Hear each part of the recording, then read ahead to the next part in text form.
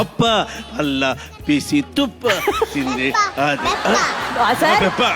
ನಾನು ನನ್ನ ಮಗ ಬೆಪ್ಪ, ನಾನು ಬೆಪ್ಪ. ಬೇಬಿ ಅಪ್ಪ ಅಪ್ಪ ಅಂತ ಕರಿತಿದ್ದಲ್ಲ, ನಿಮ್ಮ ಅಪ್ಪ ಬಂದಿದ್ದಾರಾ? ಇಲ್ಲ, ಅವ್ರು ಬಾಂಬೆಗೆ ನಮ್ಮ ತಾತ ಅಜ್ಜಿ ತಂದಿದಾರ. ಅವ್ರು ಬಾಂಬೆ ಹೋಗ್ಬಿಟ್ಟಿದ್ದಾರೆ. ಅದಕ್ಕೆ ಅಪ್ಪಂಗೋಸ್ಕರ ಈ ಹಾಡು ಹಾಡಿದ್ದೀನಿ.